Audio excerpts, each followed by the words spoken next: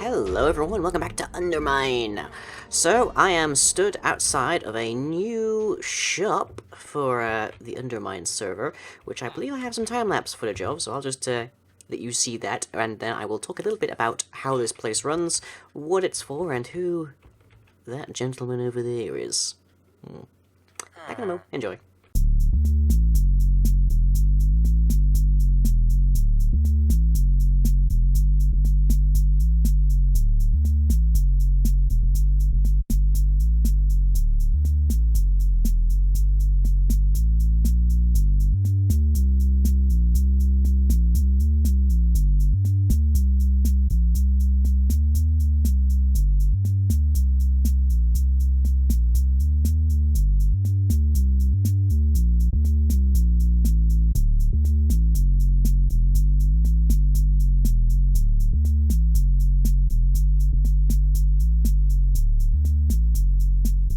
Okay, so, assuming I have actually remembered to create some time-lapse footage for that, I don't think I can do that in, like, retrospect. That's a weird thing idea, I guess, but this is, as you can see on the sign, Cantankerous McKrab's Valuable Goods. And this, of course, is the man himself, Cantankerous. So, on the server, presently, we have the capacity for everyone to have wealth, which is a number displayed above their heads, which goes up when they craft a golden apple and goes down when they consume one of either type, like the gold block or the golden ingots one. And currently that wealth has no usage, except I have recently added this place, so you can buy new saplings, because previously people were limited to just having oak. So we've got spruce and birch for 4 wealth each, and over here we have jungle and dark oak for 6 wealth each. I wanted these to be fairly low costs, because I figured once someone has one, we're going to get entire tree farms for them, so their value will become fairly minimal anyways. But the higher, the more interesting cost things are in the middle here. So first we have a railway kit. Everything on the server pretty much has to be underground, and people tend to dig vast distances. Like, I believe there is currently a small settlement known as Eden, otherwise known as Screaming, which is somewhere in the region of 2 kilometers away. If you go on the rail to that from the surface, you end up, like, getting the on a rail achievement. So that's a fair bit. So the railway kit for 20 wealth gives you, I think it's 16 powered rail and 20 normal, well, 64 normal rail. 20, of course, is how much wealth you need to get that, so that's 20 golden apples. Emergency aid gives you weakness, and I think it might also give you slowness. I can't remember. I'll have to have a little annotation on the screen here to remind me. But it also immediately restores all of your health and all of your hunger. So that's meant to be a potion that you drink really quickly in an emergency situation, but that's for 35 wealth. If you happen to have a significant value more at 50, that emergency situation vanishes rather quickly, so make like a tree. At 50 wealth, it's the most expensive thing that Cantankerous currently sells. I have 0 wealth, so I can't really demonstrate it much, because I don't have much need to craft golden apples. But that gives you a set of prismarine crystals called Make Like a Tree. The lore text under it being #shameball. And if you drop those anywhere in the world, then you will basically, a sapling will be placed where you are standing, and you'll be teleported down to spawn, consuming the crystals in the course of things. I chose crystals because we don't actually have the capacity to have the sea monuments, the sea, like, temple, whatever stuff things in this world, so it's an object that people can't, like, acquire otherwise. It also happens to have thorns free, just for that extra bit. But, all that in mind, how do we make Cantankerous here himself interesting? Let's have a look at his trades, shall we? So, for a block of iron, you get the Quick Pick of Demolition, purchased from Cantankerous Efficiency 5. For a block of gold, you can get the Quick Pick of Delicacy, an iron pick with Silk Touch 1. And for diamond, you can get the Quick Pick of Luck, Fortune 3. Again, it's an iron pick. And for a block of emerald, you can get some sea lanterns, because we have no way of getting them and people like them. Maybe I'll get some other blocks from the sea temples available via sales and whatnot, but important to note is that the quick picks cannot be actually repaired. So you cannot add Unbreaking onto that Fortune Free. You can't add it onto the Quick Pick of Demolition. So that means that the Demolition one is good for, I believe, somewhere in the region of 2,560, maybe, blocks, which is enough to clear out a fair bit at Efficiency 5. Whereas these ones are good for 250. Originally, I had him like selling gold picks, but you can't actually use those on most things, so I upgraded him to Silk Touch and just made them unrepairable. Because I wanted, like, I chose gold picks because they decay quickly. So, that is Cantankerous. And he gives people a meaningful reason to actually go around crafting their golden apples. And he is just situated here, on a ledge above the Erdtree. Literally just above that. Right there is where the Erdtree actually stops, so, yeah. And he runs pretty much entirely based on command blocks, so I just hop into game mode free spectator here. You can see them running at the background. So whenever you push a button, it powers a specific, at least pair, usually it's a pair, yeah, it's a trio for the railway kit, of command blocks, and these all subtract wealth and give it to people, and also give items. So one of them subtracts from a score so that you can't mash it and get a bunch, and the other provides the items to whomever meets the required price, the nearest person that does it. Those both apply to the nearest person, so it's usually the same exact person, which is why they're vertical. But that is Cantankerous. I'm thinking I will add other shops like this over time, so I think the next one I'm going to try and add after we have the dragon fight, which might be soon. I actually don't know, but I'm definitely going to wait for other people to get onto the server, like the second batch, which is in the next few days, so yay. But yeah, I'm thinking I'll have maybe one here, but there's this, like, there's somebody's, like, homestead here, so this doesn't seem quite appropriate place to put a second store. But up here, maybe. Yeah, up here I could have one. So I don't know who that'll be, but I'm thinking I want to try and make it so that you can purchase attributes for items. That would be a pretty cool thing. Fairly unique as far as I know, but I haven't quite worked out how to do that. I'm tinkering away with it. But next up, whilst I just head back, whilst I just float ghostly-like down to actual working level, the story of Cantankerous. So, the lore of the Undermine world talks about the Sundering, talks about how it lasted for a very long time, such to the point where, okay, that's a sight, such to the point where gravity had to pull the chunks back together. So, where is Cantankerous from? Well, he's not from the Erdtree like I am. He's not a dwarf. He is definitely a villager, or a testificate, depending on which colloquial tongue you wish to use. And Cantankerous traveled the world. He was very, very, very far away when he was discovered, but he has his, like, special things. He has his make like a tree. So, whilst he was far, far away in the unloaded chunks, life went on as normal. The unloaded chunks don't experience time because there's no ticks operating upon them.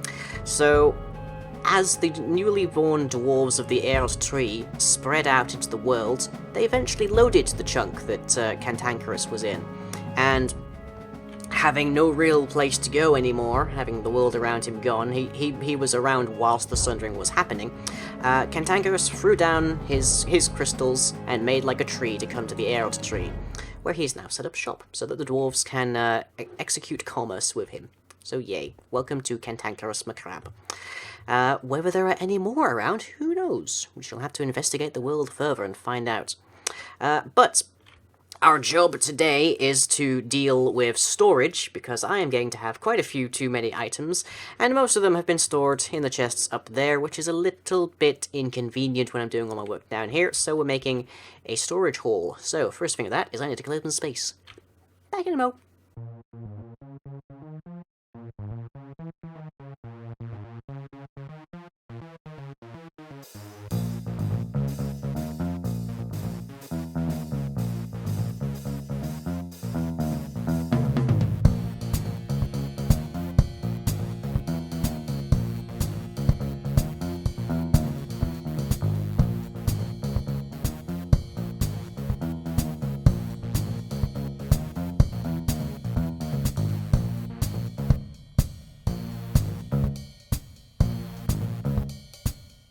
And welcome back. Hope you enjoyed that. 2 time lapses in 1 episode, potentially. That's getting to be a new record. So, here we have the new storage hall, or what will be the storage hall. Currently, it is just a bunch of chests, which I guess is what every storage hall in Minecraft starts out as, ultimately, but we want this to be redstoned to hell and back, because that is our duty as people of Ravine Town here, so naturally this needs a sorting system.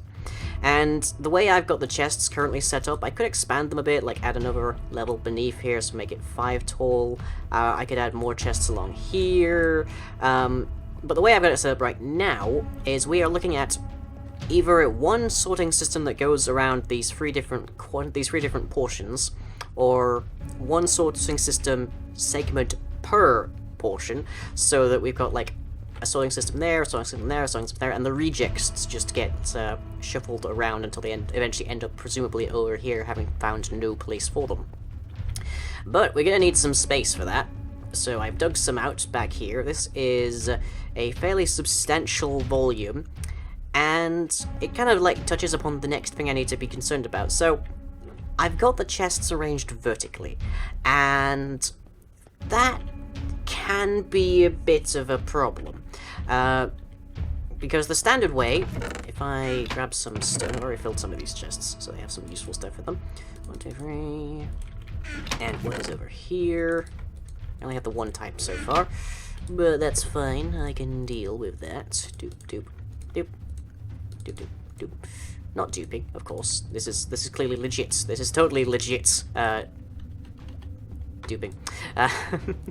Okay, so if we get our redstone torch, and we make ourselves a comparator, there we go.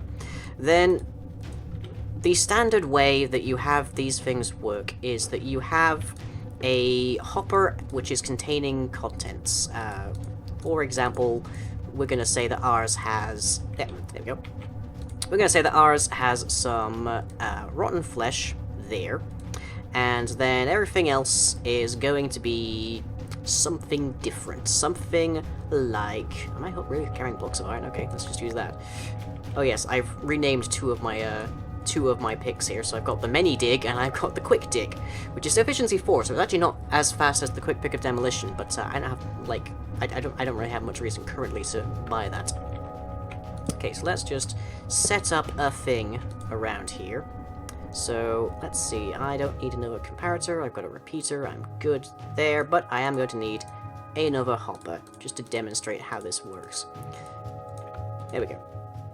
Okay, so, if I have something here so that this doesn't output normally, and I think I'm actually going to have to dig up the floor slightly here, but we should be fine. And let's just make this out of blocks of iron, because why not these days? Okay, so, first you have a redstone comparator that is X length long. Where's my silk touch? There we are. So let's just get a bit of the room down here so that I can show this off. There we go.